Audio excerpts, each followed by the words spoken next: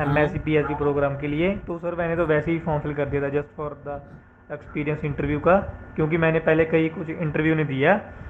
तो सर मतलब उन्होंने, पहले तो मैं मतलब नर्वस हो गया जब सारे प्रोफेसर बैठे थे, मतलब उन्होंने नाम पूछा तो बताया, एंड फिर उन्होंने मुझे इंटरेस्ट पूछा। तो सर मेरे मेरे मुंह से लीनियर ट्रांसफॉर्मेशन वैसे ही निकल गया, क्योंकि लीनियर ट्रांसफॉर्मेशन तो मैंने पढ़ा नहीं था।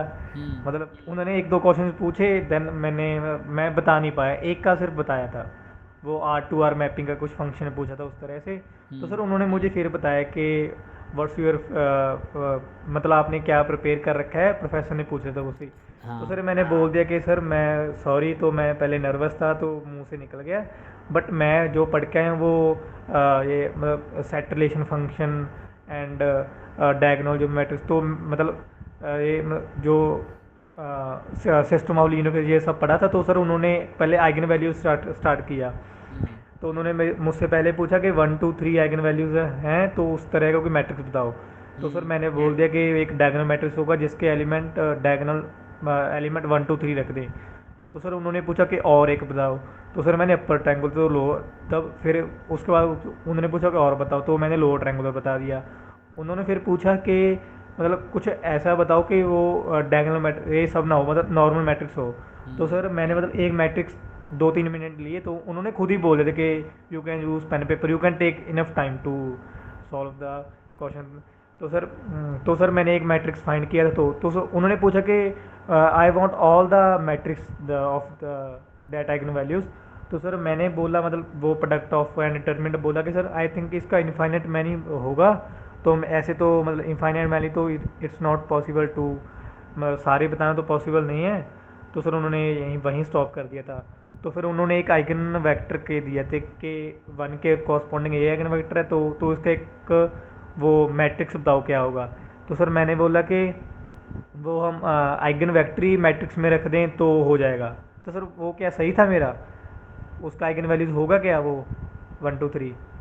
नहीं नहीं, फिर से बताओ क्या करो, आप आइगन वैल्यू रख दें।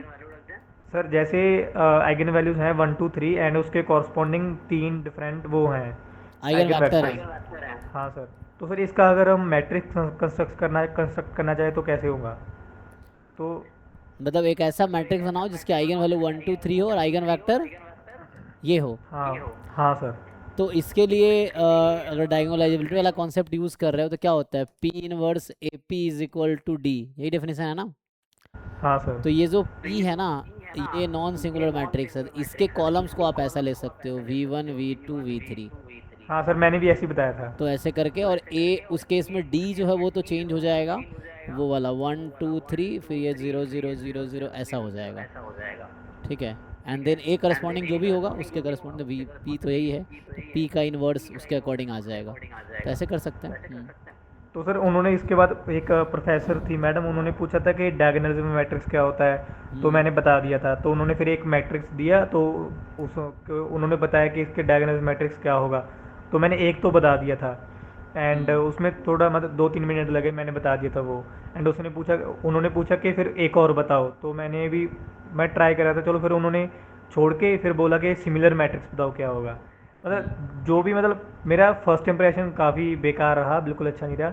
बट लास्ट में जितने भी उन्होंने क्वेश्चन पूछे मैंने बता दिए थे, ऑलमोस्ट सभी क्वेश्चंस। बट वो इनफाइ सर वो हम उसको कैसे मैंने कैसे बताएंगे कि अगर मतलब जैसे उन्होंने पूछा था कि 1 2 3 आइगन वैल्यूज बताओ, कितने कितनी मैट्रिक्स होगी, सभी मैट्रिक्स बताओ। तो उसका एग्जैक्ट आंसर क्या हो सकता है कि मैंने तो मुझे पता नहीं, था इन्फाइनेटली मैनी होगा। बहुत डेफिनेटली होगा हाँ।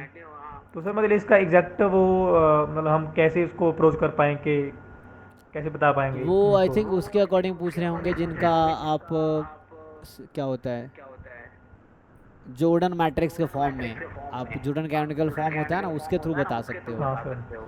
तो वो अच्छा। जैसे हर मैट्रिक्स के करस्पॉन्डिंग जॉर्डन मैट्रिक्स लिख सकते हैं ना, ये वैसा है। तो कुछ उस तरह से होगा। सर पीएचडी में मतलब मुझे तो इतना, मैंने सच बताऊं तो मेरा कोई भी, पहले तो मैं इंटरव्यू देना नहीं चाह रहा था। हम्म। मतलब पता नहीं क्यों, फिर मेरे माइंड में आया, चलो यार एक बार एक्सपीरियंस कर नहीं, लेते अच्छा हैं, तो किया मैंने। है, इंटरव्यू देना चाहिए सो दैट आपको समझ आता है कि क्या नहीं आता है ना, वो चीज़ें। हाँ हाँ सर। सर मैं सच बताऊं तो मेरा मैथमेटिक्स में मतलब इंटरेस्ट तो है, बट अभी मैं स्टैट में कुछ करना चाह रहा हूँ, तो मतलब मैंने बिल्कुल नहीं पढ़ा। तो उनको आपने क्योंकि स्टैट्स क्यों नहीं बोला, मतलब अब उनको बोलते स्टैट्स में पूछो। सर उसमें एमएससी मैथमेटिक्स था ना, तो इस वजह से नहीं कोई बोला दिक्कत मैंने। नहीं है, आप बोलते वो स्टैट्स का पूछते हैं, क्योंकि उनके यहाँ स्टैट्स की फैकल्टीज भी हैं आइजर्स में। आइजर त्रिवेंद्र मेरा दोस्त वहाँ से एमएससी पीएचडी किया है। अच्छा मतलब अच्छा। वहाँ पे आप जैसे मास्टर्स मैथ्स में किए, आप पीएचडी स्टैट्स में कर सकते हो। उनका डुअल डिग्री प्रोग्राम है ना, इंटीग्रेटेड पीएचडी है। जी सर। तो आप अगर चाहते हो तो मैथ्स में एमएससी करो, लेकिन इलेक्टिव में स्टैट्स लो, प्रोजेक्ट इलेक्ट स्टैट्स में करो, एंड बाद में आप पीएचडी एरिया स्टैट्स चूज कर लो, स्टैट्स में पीएचडी करो, तो ऐसा कर सकते हैं। आप बोलते हैं स्टैट्स में मैं कंफर्टेबल हूँ, तो स्टैट्स से क्वेश्चन पूछते हैं वो, ये चीज़ें। अच्छा। हम्म। तो सर मुझे पहले नहीं पता था, तो मतलब मुझे तो अच्छा लगा, मतलब इतना डिफिकल्ट नहीं लगा। अगर मुझे ऐसा लगा कि मैं अगर अच्छे से सब कुछ जितना आता था वो पढ़ लेता, तो मतलब हम्म। लीनियर ट्रांसफॉर्मेशन पढ़ लेता तो अच्छा, वैसे तो अच्छा ही हुआ है। अगर मैं सिलेक्टेड भी हो जाऊंगा तभी भी वहाँ नहीं जाऊंगा। हाँ, क्योंकि तो आपको ऐसे नहीं तो नहीं, ठीक है। मैथमेटिक्स में एमएससी नहीं इंटरव्यू करना देना है। चाहिए आपको, सो दैट इंटरव्यू हाँ आपने सर। दिया तो तो एटलीस्ट सर एक्सपीरियंस हुआ ना थोड़ा। मतलब उन्होंने क्वेश्चन इतने मतलब इस तरह से पूछे कि मेरा इंटरेस्ट डेवलप होने लगा, तो मैंने खुद से ही मतलब आधा एक घंटा लगा दिया कि उन्होंने सारे मैंने लिखा क्या क्या हम्म। पूछा उन्होंने, फिर मैंने उस पर देखा क्या क्या इसका आंसर हो सकता है। तो बहुत अच्छा लगा, उन्होंने प्रोफेसर काफ़ी नॉलेजेबल थे वो जिन्होंने पूछा था। वो तो आइजर्स में होते मतलब हैं। काफ़ी पूछा था। तो वो तो कोई अब बाद में पीएचडी मान लो कोई देना पड़ा या कभी जॉब इंटरव्यू दोगे तो ये फियर खत्म होगा इंटरव्यू देने से। हाँ सर, वो मुझे अभी थोड़ा फियर था, तो थोड़ा कॉन्फिडेंट तो हो गया थोड़ा। हम्म। सर पीएचडी में भी कैसे ही होता है, हाँ, उसमें कैसा पीएचडी में होता ऐसे ही है? इंटरव्यू होगा जैसा भी हुआ है, सेम टाइप का ही होता है। फैकल्टी अच्छा। इंटरव्यू भी ऐसे ही होते हैं। ये है फैकल्टी सिलेक्शन हाँ के सर, लिए। एक मेरे कज़न थे, उन्होंने नेट क्लियर किया था, तो उन्होंने मतलब कहीं जॉब लेना था कॉलेज में आई थिंक। तो उनसे पता है क्या पूछा था, उन्होंने पूछा था कि मॉड एक्स का ग्राफ बताओ कैसा होता है। हम्म। मतलब इतना बेसिक क्वेश्चन पूछा उन्होंने कि मॉड एक्स का ग्राफ तो किसी को भी पता होगा क्या होता है। हाँ, तो वो तो स्टार्ट करते हैं बेसिक से, ये है, फिर उसके बाद धीरे धीरे लेवल बढ़ाते हैं। हाँ सर। वैसा है। तो सर वैसे मेरा ओवरऑल एक्सपीरियंस अच्छा रहा है काफ़ी। तो हम्म। चलिए, अच्छा चलो इंटरव्यू ठीक दिया है। आपने, कम से कम ना पता चला कैसे इंटरव्यू होता है या क्या कैसे हाँ है। सर। जी सर। ठीक सर, एक वो पूछना था कि वो मैं विड्रॉ ही कर लूँ ना, क्योंकि मैंने यूट्यूब पे दो तीन वीडियो देखा था, वो बोल रहे थे कि एडिशनल राउंड तो उन्होंने ऑफिशियली भी बोल दिया है अब। हाँ, वो नहीं होगा, वो घर मेल पे भी बोला, वो तो उन्होंने डिसाइड कर रखा है नहीं होगा, तो अब कोई रास्ता नहीं है। हाँ सर। अब सर विड्रॉ बट नहीं भी करोगे तो विड्रॉ हो जाए, उससे कोई वो तो नहीं है ना जैम में। नहीं सर, वो तो रिफंड। एक्सेप्ट हो गया है ऑलरेडी। पहले कल ऑप्शन आ रहा था एक्सेप्ट एंड फ्रीज का, तो अब वो ऑलरेडी एक्सेप्ट हो चुका है, बट उसमें और है ऑप्शन के विड्रॉ कर सकते हो कल तक। मतलब कल ऑटोमेटिकली 5 फ्रीज बजे कर तक। रखा होगा ना, जिनको आईआईटी मिला होगा कहीं कहीं। नहीं सर, वो जिनको आईआईटी कुछ भी मिला है तो वो ऑटोमेटिकली फ्रीज हो चुका है आज। तो सिर्फ अभी तो विड्रॉ का ऑप्शन रह गया है बस। हाँ, सिर्फ विड्रॉ का ऑप्शन रह गया एग्जैक्टली। तो विड्रॉ कर सर सकते हैं कोई, आप जब नहीं करेंगे तो विड्रॉ कर लो, उसके बाद अगर होगा तो फिर कंसिडर करेंगे, वो ये है। हाँ सर, बट बट विद मैंने दो तीन यूट्यूब, एक पी के सर हैं, एक हम्म। दो और टीचर हैं, उनका देखा था, वो बोल रहे थे कि अभी I think may be sport round हो सकता है।